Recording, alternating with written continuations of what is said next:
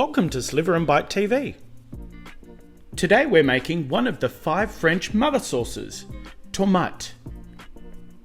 For a more condensed version of this recipe, click the banner above or head to Sliver and Bite right here on YouTube. Tomat can be transformed into a beautiful marinara, tomato soup, or used in bolognese. It's a great base for any tomato-based dish. Let's get started. On a medium to high heat, bring your heavy base pot up to temperature. Throw in your butter,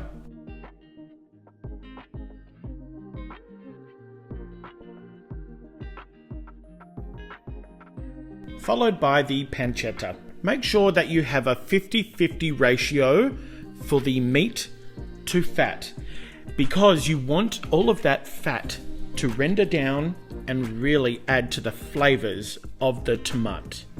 I'm going to finish chopping up my mirepoix, starting with the celery,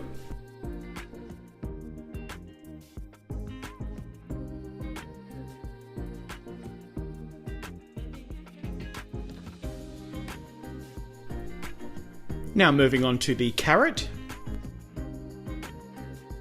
and I'm cutting up the mirepoix to approximately 1 centimetre squared.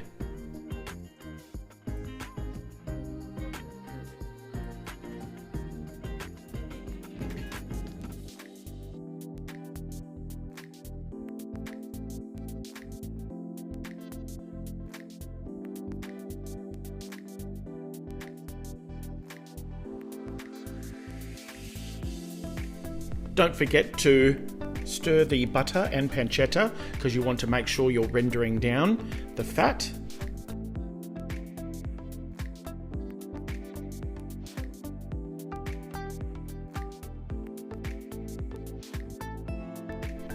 And lastly, just chopping the onion. The heat will be on roughly a medium to high at this stage. You will need to lower it soon because it'll start smoking and you don't want to burn the pancetta or the butter.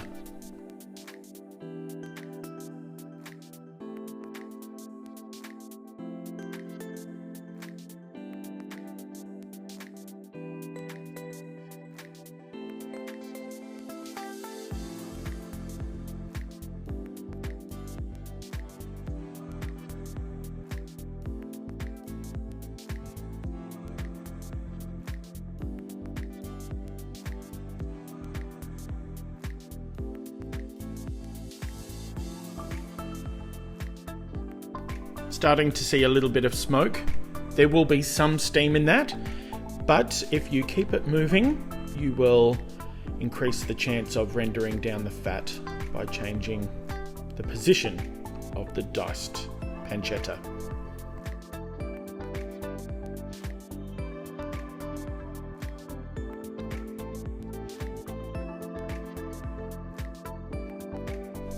You'll have the pancetta on for approximately 10 minutes, but just monitor it because once you've rendered down the fat, you're ready to add in the rest of the ingredients. So just roughly dicing up my garlic now.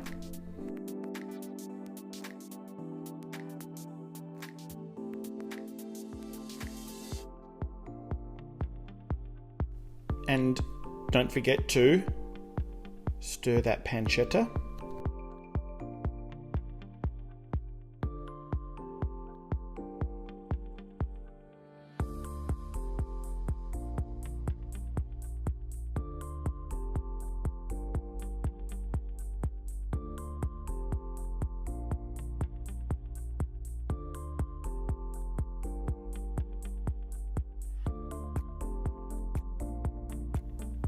And the diced garlic to the side, and then I'm going to start working on the whole peeled canned tomatoes.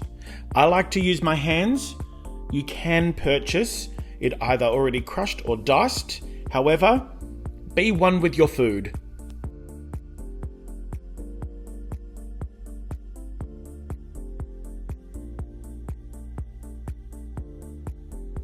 As you can see, I lowered that to 60 degrees just to make sure that I'm not getting any burnt bits. And of course, the butter, because I'm using butter, not ghee, there is dairy within that pot now.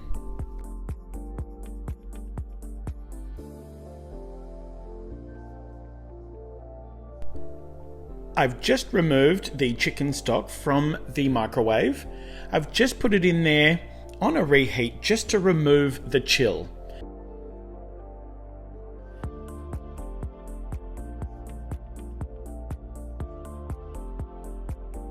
That pancetta is looking brilliant, and I'm ready to add my other ingredients.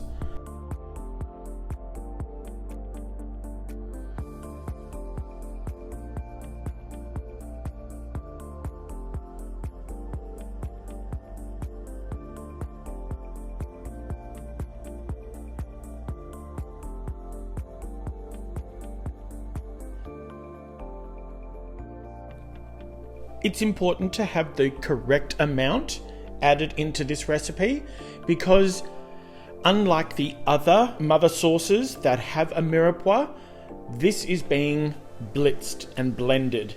So we're not removing this. So we don't want to have too much of one or the other ingredient.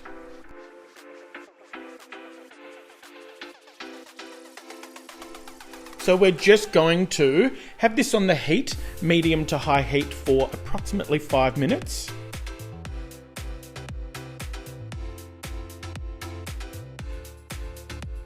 I'm just adding in the fresh bay leaves, the garlic, and the thyme.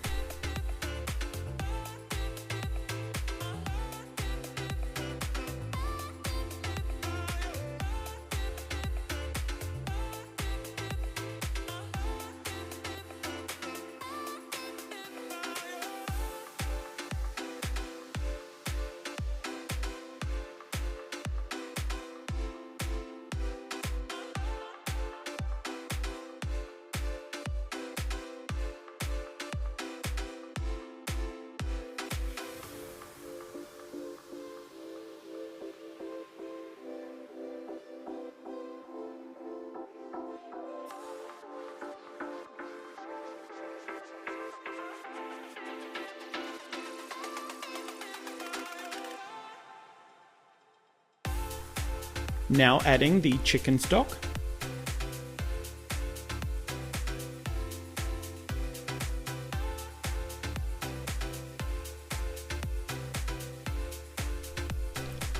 And the crushed tomatoes.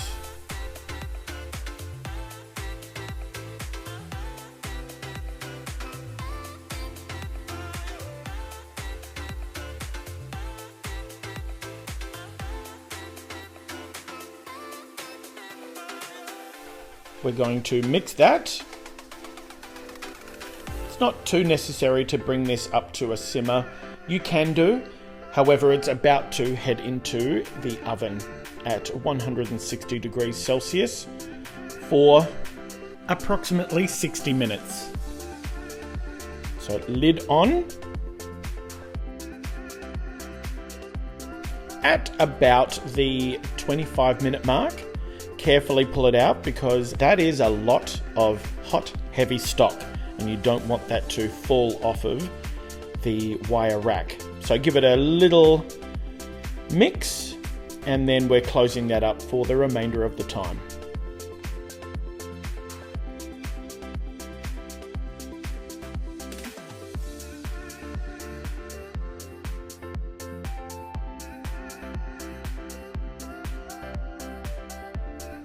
Okay, we've hit our 45-minute mark. It's okay to have it in for a little bit longer. And a quick mix to expose the bay leaves, and we're just going to pick those out.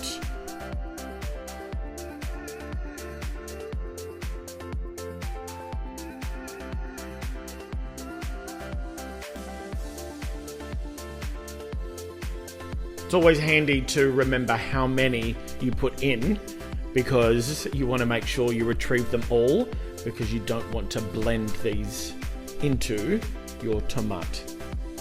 And I'm lucky that I recorded the number going in because I would have forgotten.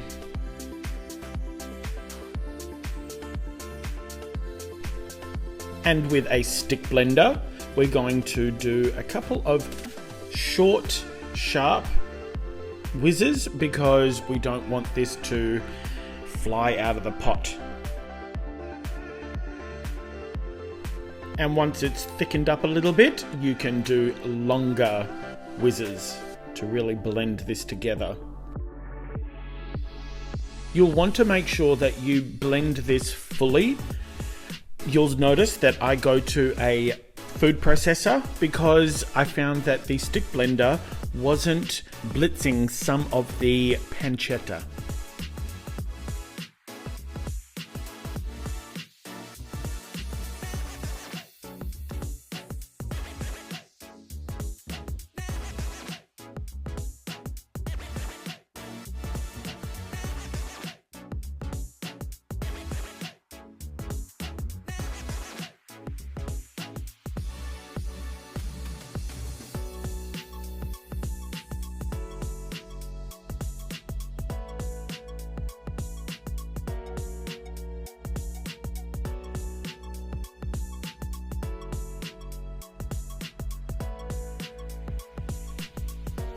So using a wooden spoon, mix it around to see if you've gotten all of the solids. And at this stage you can also check the texture of the sauce.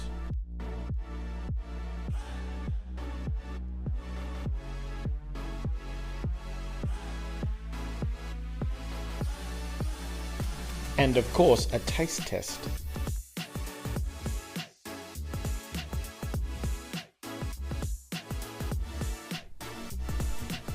And you can see I've got it in the food processor here just to really blend it up and emulsify.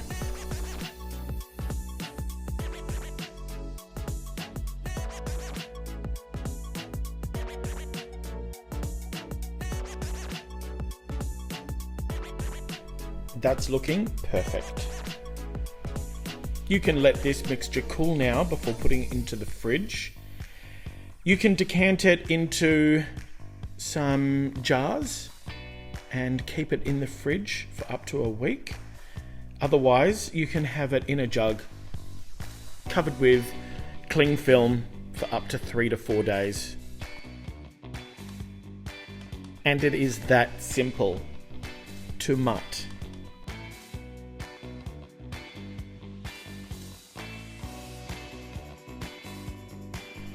I am going to take it one step further. We're going to make a marinara. So just some olive oil and putting in some of the diced onion. Searing that off. You can get a little bit of colour on these onions.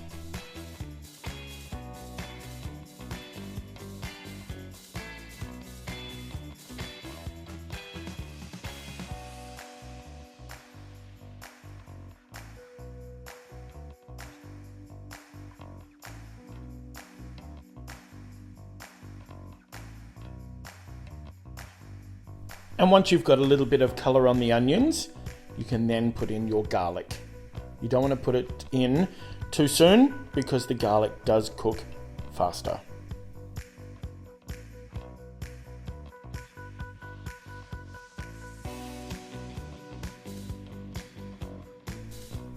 Then putting in some basil leaves. You can of course use dried, however, fresh is always best.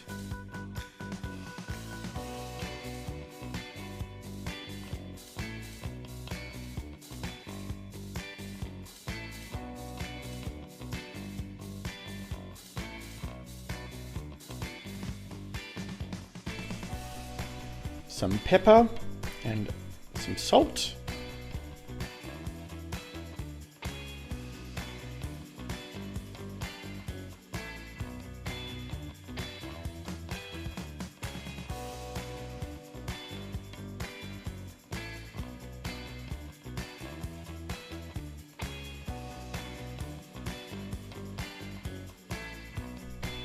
And once you're happy with the colouring, you can then pour in your Tomat.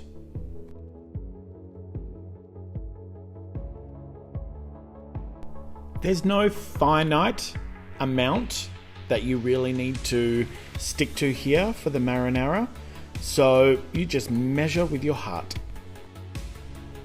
And on a low to medium heat, you're just going to bring that to the simmer.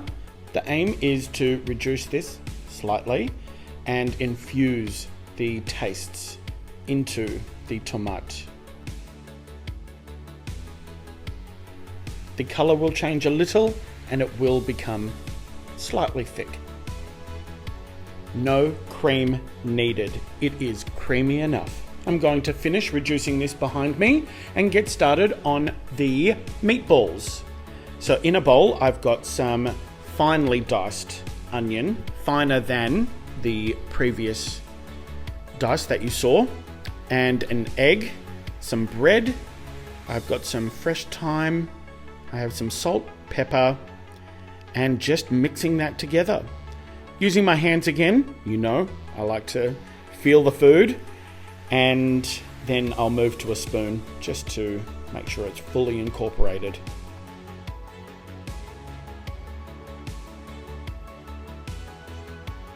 I'm just putting in some olive oil.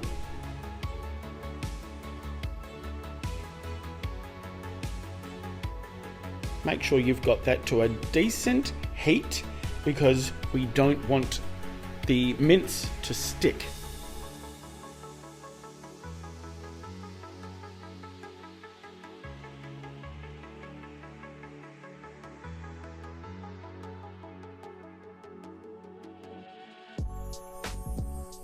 And then get started on balling up the meat. You can just measure with your heart on this one, but make sure that you're cooking your meatball all the way through. So having it at a medium size is better than larger. And if you do opt for the larger ones, I would squash them down just a little bit in the pan. And then just shorthand it for you so you're not watching me roll all of these individually. And then move the oil around, and then you can start turning them over. And if they lift off effortlessly, you've got the correct heat in the pan.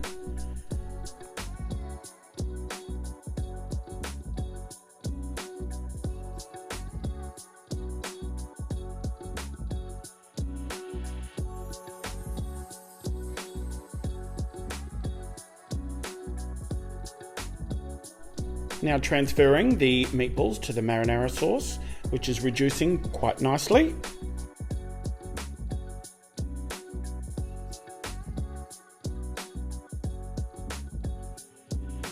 And with a wooden spoon, just coat the meatballs with the marinara sauce. Don't forget to put your pasta on.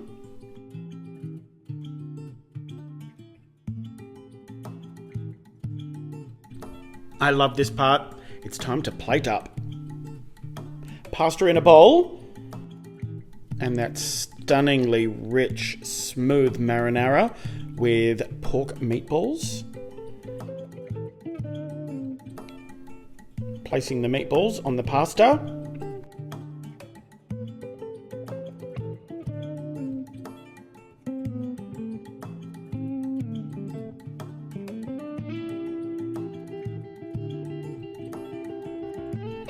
And then drizzling over the marinara.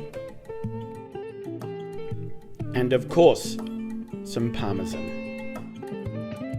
Honestly, such a rewarding dish because the depth of flavors are out of this world. Unlike store-bought marinara, you can really taste every ingredient that goes into this dish, and trust me, you will have a hard time going back to the jar once you've created this. It's superb. Bon appetit. Thanks for joining me. We'll see you soon.